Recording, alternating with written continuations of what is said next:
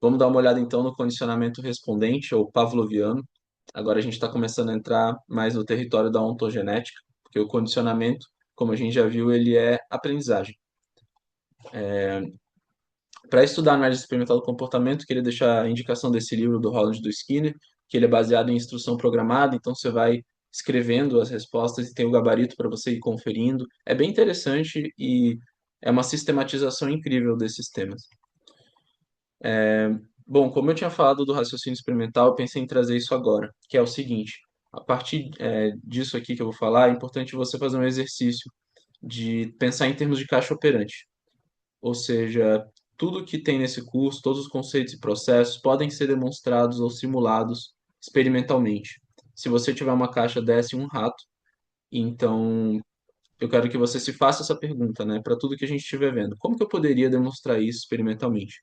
Uma caixa operante, basicamente, é um aparato que pode ter ali, varia, né, dos modelos, de modelo para modelo, mas basicamente pode ter alto-falantes, luzes, uma barra que pode ser pressionada e ela pode liberar alimento ou comida, tem um dispenser onde o animal pode consumir ali o reforçador. E basicamente é isso. Então eu quero que você faça esse exercício durante o curso.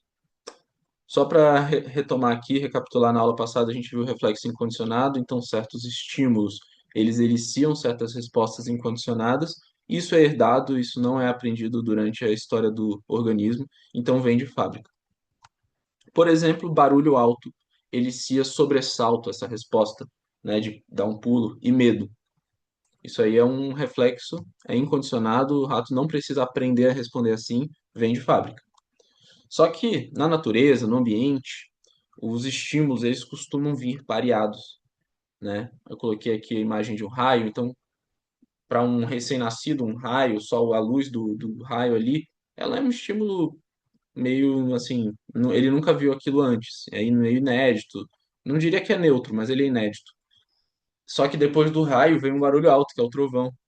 Então, com alguns pareamentos, a natureza está pareando, na verdade, né? Luz e barulho alto. Quando vem o raio, a gente às vezes já pode dar aquele medo, já pode dar aquele pulo. Você vê o raio, você já espera o barulho, né?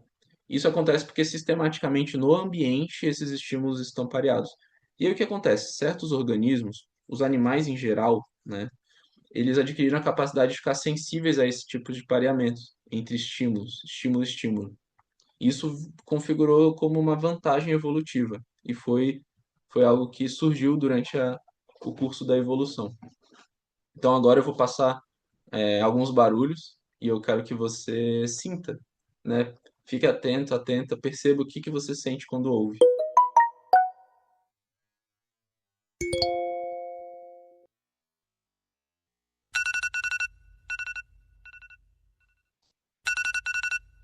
Basicamente, isso tudo que você sentiu foram respostas condicionadas, eliciadas, porque na sua história de vida, provavelmente esses barulhos estiveram pareados com outras coisas, né? Então, um barulho de mensagem chegando está pareado com ler uma mensagem que pode ser uma mensagem preocupante, que dá entusiasmo, que dá diversas emoções, né? Então, só a questão de ouvir a notificação, você já pode reagir emocionalmente, pode ter certos respondentes no seu corpo que você consegue observar. Mesmo que eu tenha colocado aqui aleatoriamente esse barulho, você não recebeu uma mensagem, pode checar aí, enfim. Então é só um exemplo do dia a dia. E agora, como eu falei, a gente está entrando em território da ontogenética. Vamos pensar em um estímulo neutro. O que que seria isso, né? Essa definição não é muito correta. Eu botei ali até um asterisco, porque estímulo, por definição, ele precisa ter alguma relação de dependência com o restante do comportamento, né? Ele precisa influenciar o comportamento. Então, se a gente fala de estímulo neutro, ele não influencia, então ele não é estímulo. Eu prefiro, acho que é melhor chamar de evento neutro, talvez, enfim, só uma discussão aí. Mas, resumindo, tem aí um estímulo inédito que nunca foi pareado com nada e tal. Por exemplo, para o rato, vamos lá, pensar em termos experimentais. Uma luz vermelha. Um rato de laboratório foi criado no biotério, ele nunca viu uma luz vermelha. Você vai lá, bota ele na caixa operante, e aí apresenta uma luz vermelha, ele vai ficar te olhando assim, tipo, tá, qual foi? Qual que é? Não entendi, né? Que é isso? Não vai, às vezes nem vai prestar atenção, vai ser um estímulo meio irrelevante, né? Um evento irrelevante. Só que se você sistematicamente apresentar a luz vermelha e logo depois ou junto apresentar um som, um barulho alto, um estrondo, você vai começar a alterar a função dessa luz vermelha. Aqui ela ainda é um estímulo neutro, porque você precisa de repetidos pareamentos. Aí você apresenta o barulho alto e o barulho alto elicia o sobressalto. Barulho alto elicia o sobressalto. Aí você começa, luz vermelha, barulho alto, sobressalto. Luz vermelha, barulho alto, sobressalto. O que que vai acontecer? Depois de certo momento ali, de certas tentativas, o estímulo que antes era neutro, essa luz vermelha, passa a adquirir uma certa função. Então ele está ali representado pela seta tracejada, né? Começa a ocorrer aí uma associação entre esses dois estímulos. Importante, não é o organismo que associa, não é assim que a gente descreve. A gente fala que os estímulos estão associados e o organismo passa a responder de forma diferente. A gente já vai ver. Mas então aqui de novo, sobressalto. Agora, o que que acontece de interessante? Agora é o condicionamento mesmo, né? O estímulo, que antes era neutro, passa a eliciar uma resposta no organismo. Antes ele não eliciava nada. Agora, depois dessa história de aprendizagem, ele passa a eliciar uma resposta que a gente chama de resposta condicionada. Nesse caso, ela é parecida com a resposta incondicionada, que é tipo, o rato vai dar um sobressalto. Você vai botar só a luz, ele já vai esperar o barulho de uma certa maneira, né? Forma de falar.